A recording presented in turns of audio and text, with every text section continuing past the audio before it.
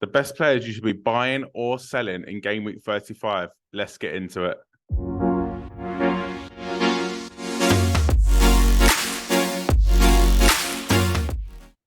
G'day, mate. Welcome back to the channel. I'm FPL Root, and welcome back to another FPL video. So in today's video, we're going to be looking at the best players you can bring in and the players that you might want to take out for game week 35. Anyway, we'll start off with the goalkeepers. First up, we do have Nick Pope, the Newcastle goalkeeper. So just let's look at the fixtures quickly. So Arsenal at home in 35, then a double game week of Leeds away and Brighton at home. Leicester at home in 37 and Chelsea away in 38. So a bit of a mixed bag. The Arsenal fixture is tough. The double game week's looking pretty good.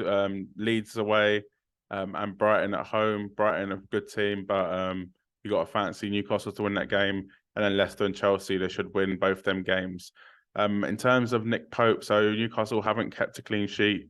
They've kept one clean sheet actually since game week 21. So their pre-World Cup form is not transferring to post-World Cup.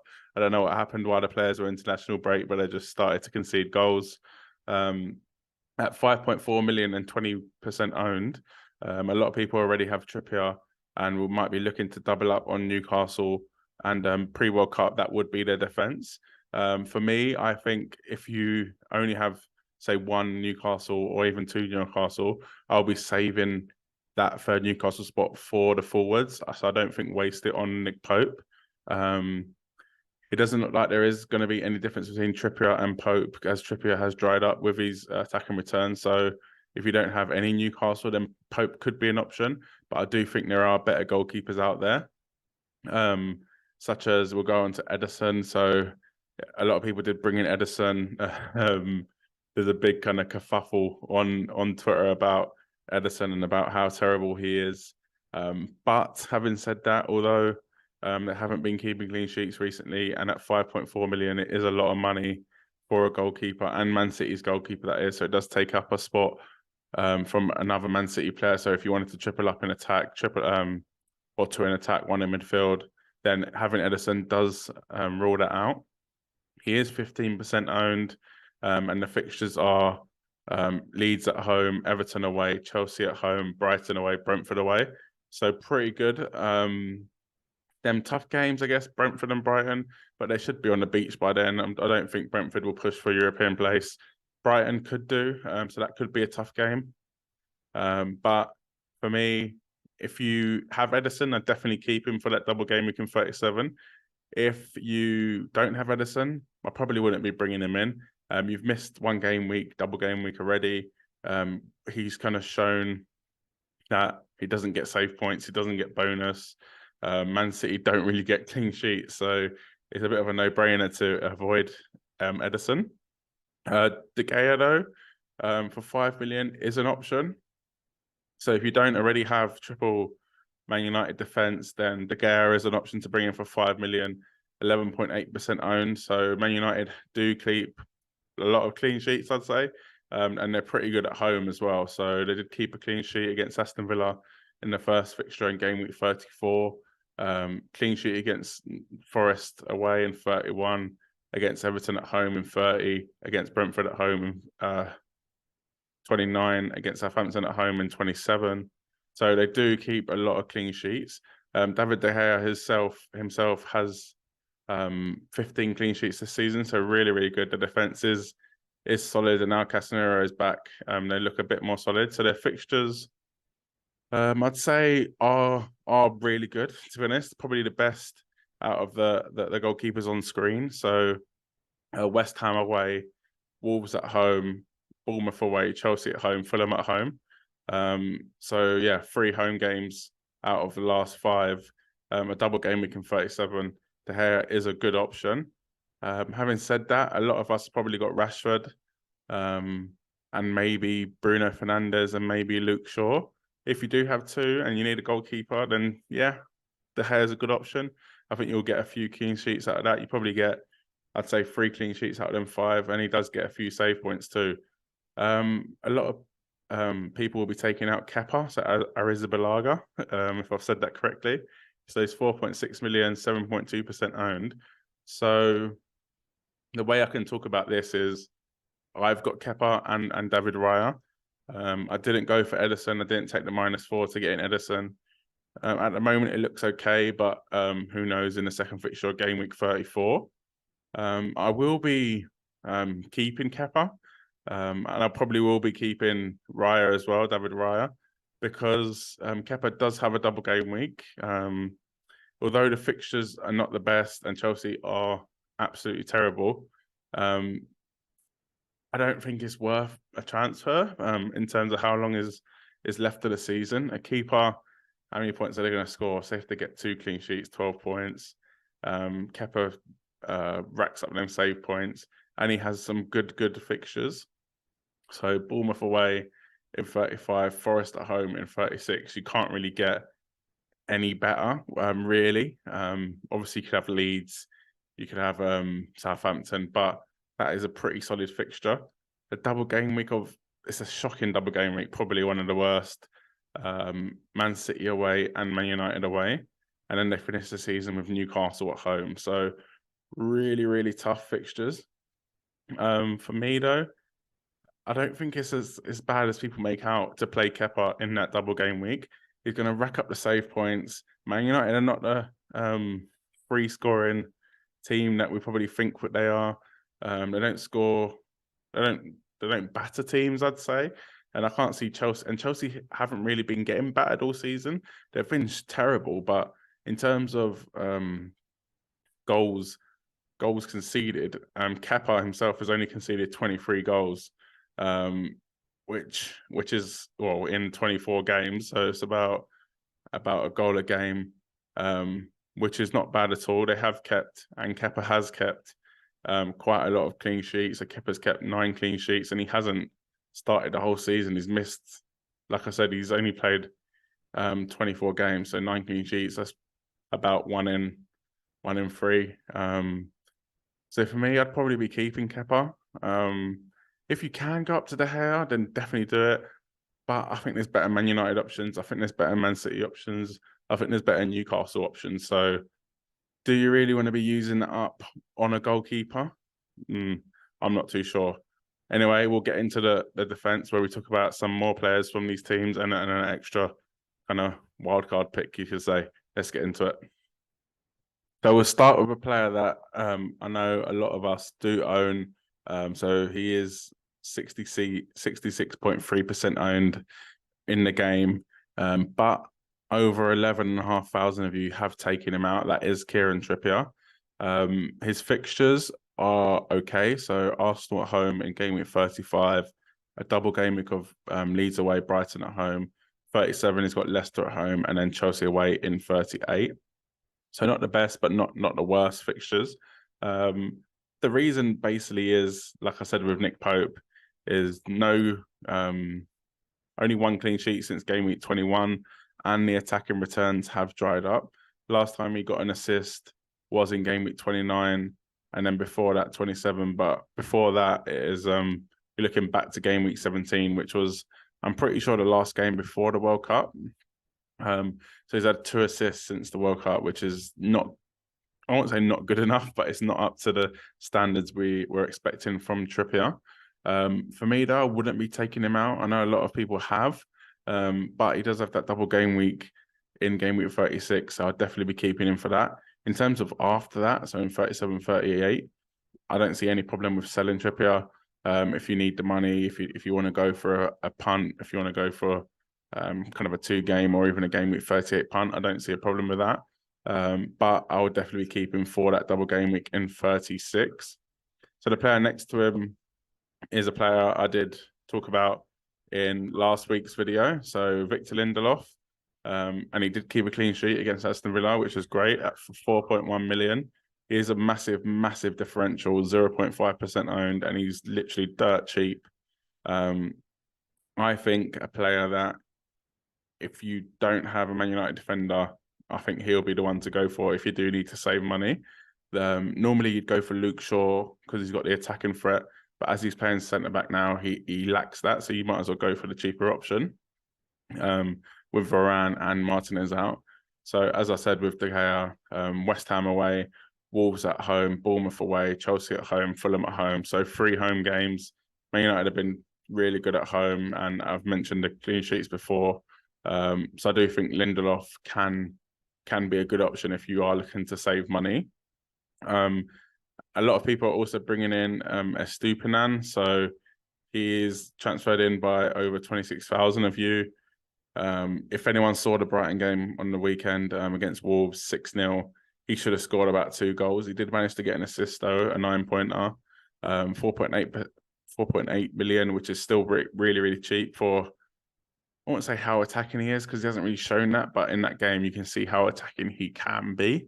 13.9% owned, and Brighton's fixtures do look difficult, but they have 2 double game weeks. So Everton at home in 35, and then Arsenal, Newcastle away in 36. 2 home games against Southampton and City in 37, and then Villa away in 38. So I wouldn't be rushing to bring in Brighton players. If you have them, then definitely keep them. Keep Estupinan, but I won't be rushing to bring him in for that Newcastle and Arsenal double game week. That is a really, really tough double game week, and I can't see Brighton keeping a clean sheet in either of them games. In terms of the double game week in 37, Southampton and City at home. Southampton should be a good game for Estupinan. I can see him keeping a clean sheet and maybe getting an attacking return. So for me, I wouldn't be bringing him in. I know a lot of people have, but I just wouldn't just yet. That double game week in 36 doesn't look the best for him with 2 tough away games. But if you have him, definitely keep. And even if you want to go for just like double game weeks, then go for him. But in terms of fixtures, I just wouldn't be rushing to bring him in. A punt, don't know if it's stupid or not, but Chilwell, so 5.7 million, 4.8% owned. Like I mentioned with Kepa, so if you noticed, I've basically got all, well, apart from Edison, I haven't got a City and I haven't got a Brighton goalkeeper, but similar teams in terms of looking at defensive assets. And that is because I do fancy them to keep a few clean sheets. So with Chelsea, it is a bit random. I can admit it's a bit random with having Chilwell on the list. But for a punt, people are looking to kind of find that differential. There's a lot of template teams at the moment. Ben Chilwell could be the person to go for. Like I said, Chelsea have been they've been awful all season. Last time they won was game week 27, so that's literally about 7 game weeks without a win. And their fixtures don't really get any better towards the end of the season. But having said that, they have Bournemouth away, Forest at home, which is a really good game week 35 and 36 fixture. They do also have a double, albeit City and United away, and then Newcastle at home. But you just never know. Could Chelsea realise, okay, we can stop City from winning the league, we can put a dent in Man United's title hopes, can we turn it up? And I think Chilwell is a guy that can get attacking returns, and Chelsea have been pretty solid defensively all season. So if you just want to go for a punt, Chilwell could be an option with them 2 great fixtures in 35 and 36 going into a double game week, albeit a bad one. Could be an option. Won't be rushing to bring him in. There are better options out there, like Estupinan, I think, Lindelof, maybe a City defender. But if you want to go for a punt, Chilwell's your guy. So now we'll move on to the midfield. So to start off with Kevin De Bruyne. So De Bruyne actually missed the first game of double game week 34 against Fulham with niggles in his leg or something. Pep said. A lot of people did kind of bring him in on their free hit or kind of wild card or transfers for game week 34. So unlucky. That is rough, especially as Pep said he should be fine. City do have some great fixtures to end the season though. Leeds at home, Everton away, Chelsea at home, and then Brighton and Brentford away. They do have a double game week in 37, which is Chelsea and Brighton. So Kevin De Bruyne is an option. He is expensive though, so for me, I find him a struggle to get into my team at 12.2 million, and he is 28.6% owned. But I know a lot of people have bought in Salah for double game week 34. Liverpool don't have a double game week for the rest of the season. So a move could be to bring in KDB for Salah. However, I wouldn't be doing this, wouldn't be rushing to doing this anyway until you find out more on Kevin De Bruyne's injury, on if he plays a second game in game week 34. Although if you did want to bring him in, they do have some really, really good fixtures before game week 37. So Leeds at home, which could be a cricket score, Everton away, both terrible, and then the double game week of Chelsea at home and Brighton away.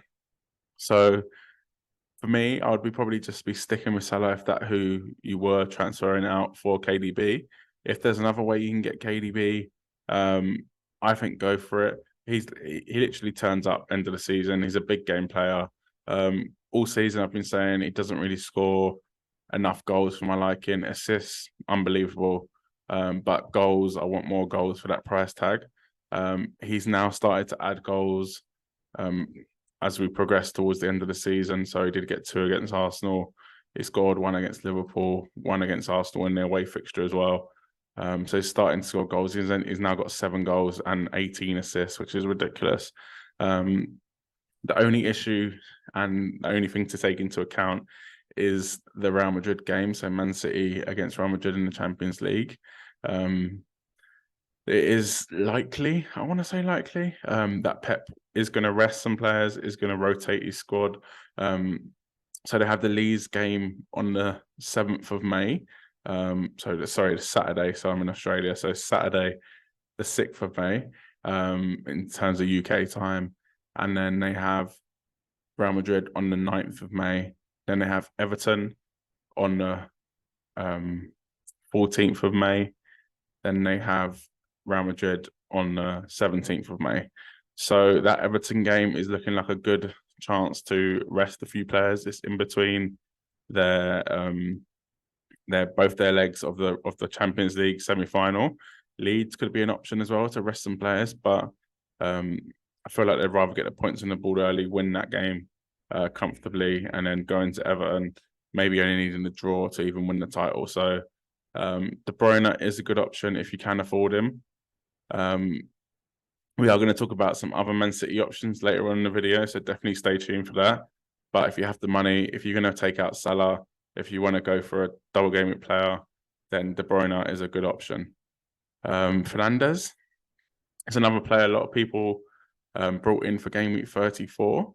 I've got him in my team, and he does have some good fixtures for the rest of the season, as I mentioned with the other United players. So 3 home games in 6. I won't go through the fixtures again, as I'm sure you all know. 9.4 million and 7.2% owned. So Fernandes hasn't been doing that well, but he did get an assist against Spurs in 34 and a goal against Villa in the first game in game week 34. Game week 34 and Spurs in 33.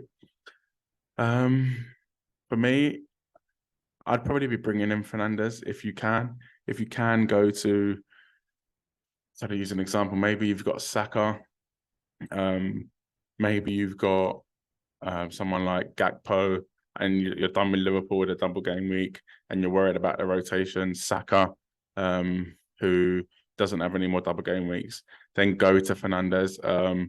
He's on penalties. Okay, you've missed game week 34, which is unfortunate, but you've got West Ham away, Wolves at home, then a double game week, then Fulham at home. Like, they've got no more competitions down until the end of the season, FA Cup.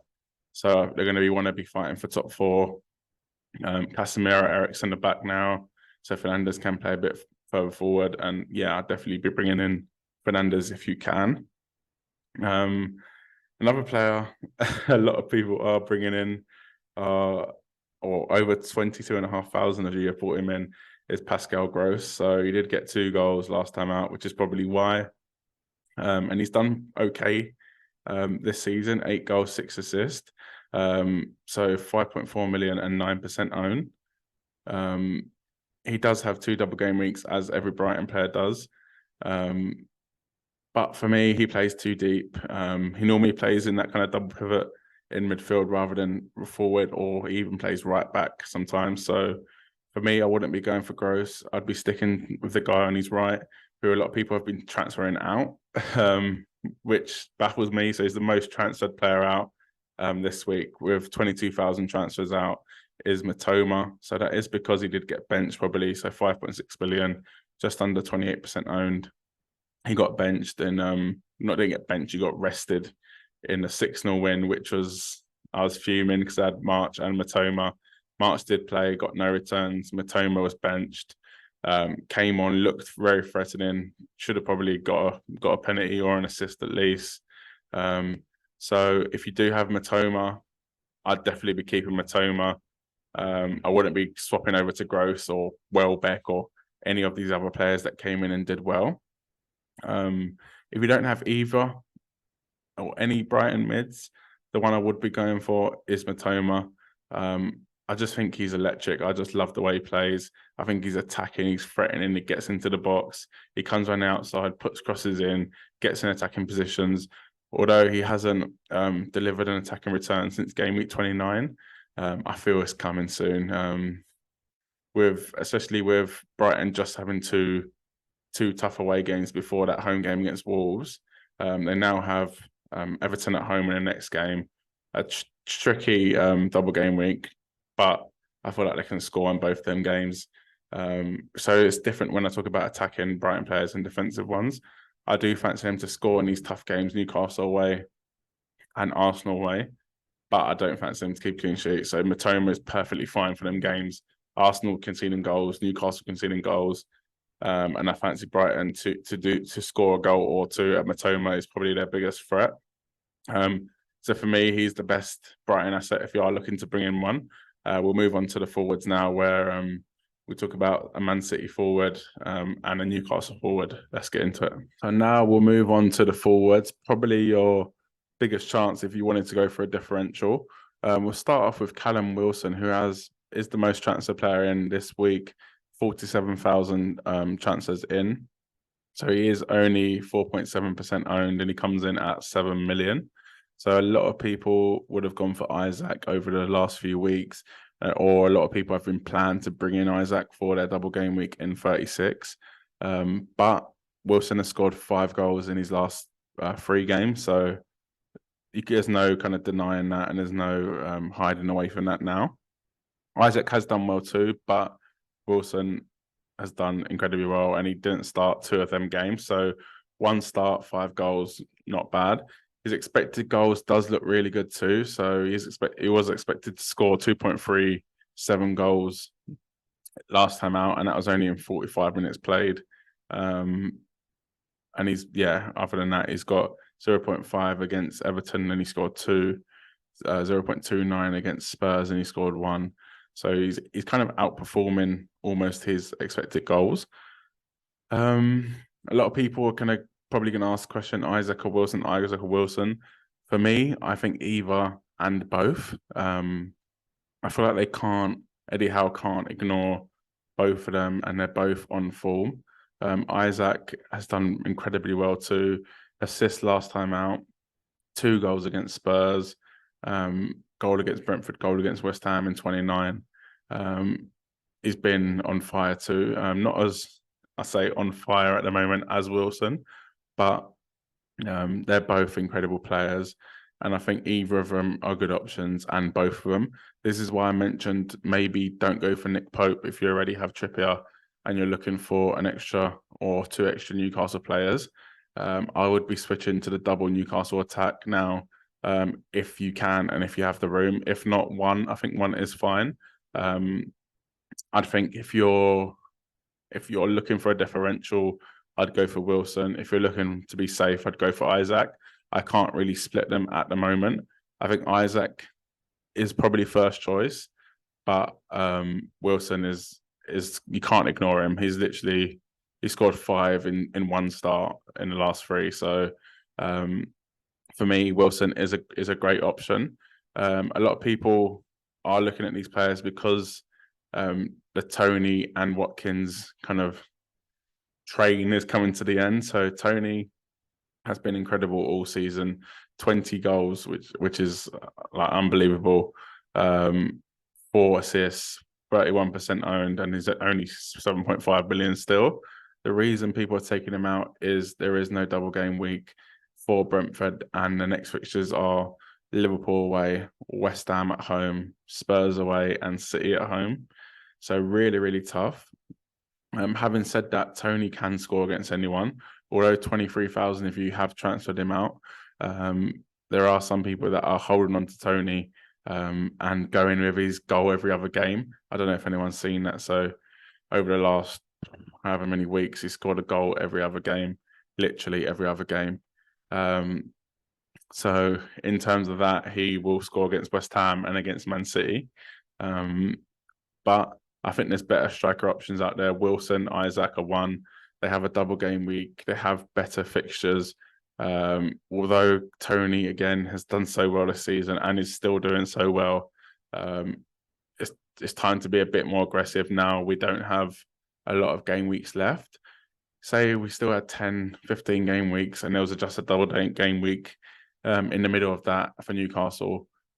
Then I'd be, yeah, you can ignore it probably and just stick with Tony consistent.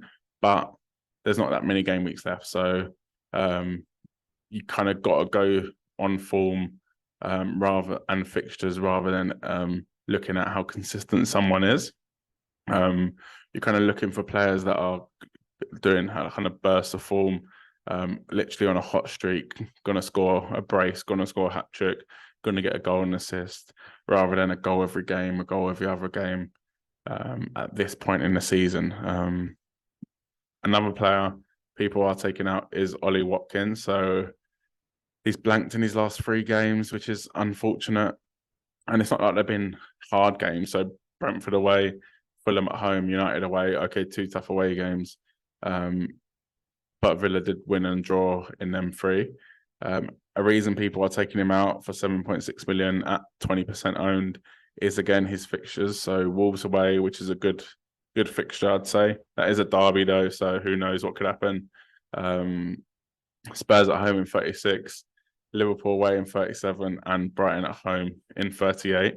So 3 tough games there for Ollie Watkins. Again, Watkins can do the business against anyone, but I think you'd rather have a player with a double game week and with better fixtures over Ollie Watkins with no double game week and tougher fixtures. I think that's what it comes down to ultimately, is you're getting better fixtures and more fixtures. Although they are great options, I think there are better options out there for a more aggressive play. Last up is Alvarez, kind of a curveball player, a player that you probably wouldn't think that you'd be bringing in this season because he is kind of Haaland's backup. But a goal and assist last time out. Every time he's kind of played, he's returned. I bought him in game week, I can't actually remember, but in game week 16, I think it was, against, or 15. And he did do well in that game too. He's got 8 goals, 3 assists this season, 6 million, which is a bargain, and he's 2.3% owned. So if De Bruyne doesn't play, Alvarez will play. So if we hear De Bruyne is injured for a few weeks for the rest of the season, then definitely Alvarez is a bring him in. If De Bruyne is back, then maybe not. But having said that, Man City do play right before the first game of the deadline, because there's no early kickoff, so there's a few games that are the first game. So we might get early team news for Man City in game week 35. So say, I don't know, Haaland's benched or Alvarez starts or whatever. Alvarez could be a good player to bring in for that Leeds at home fixture. That could be literally anything. Leeds are so bad at the moment. They conceded, I think it was 4 to Bournemouth, which is not the best. So if you are looking to bring in a City option, for me, Haaland is obviously number 1. I don't think a defensive option is needed just yet. They just haven't shown enough for me defensively to want to bring in any other defensive assets. Jack Grealish, I love. I think he's a great option too, although he might not have the goals and assists of, say, like a Rashford or a Saka or a Martinelli. At this time of the season, you want players that are going to be nailed, and I think he's nailed in that City team. I think he's crucial to the way he plays. But if you want to go for another kind of punty option, if you can't afford De Bruyne, if he is fit, then I think Alvarez is a good option. And worst case, I think he'll play at least one of Leeds and Everton. So that's a really, really great fixture. And I think he'll play at least one of Chelsea and Brighton. And worst case, I think he'll be coming on with 30 minutes to go against tired defences. For 6 million, I don't think you can go wrong, really. I can't see him playing in the Champions League that often. So I think he will be used in the Premier League. And I think if you are chasing, and at this point in the season, I think Alvarez is a pretty good punt to go for in the best attack in the league, who are chasing for the title, who have really great fixtures, who have a double game week. Okay, he might not start every game, but I don't think you need him to start every game for 6 million. I think he can do the damage off the bench. He can do the damage against Leeds or Everton to kind of make up for bringing him in. But yeah, we'll definitely keep an eye on team news. Follow me on Twitter to keep up to date with that as well. So at FPL And if you have liked this video, please smash the like button. It really, really does help out the channel. And subscribe to the channel if you are new. Just smash that subscribe button. It costs absolutely nothing, and it really does help me out. And yeah, good luck for the game week.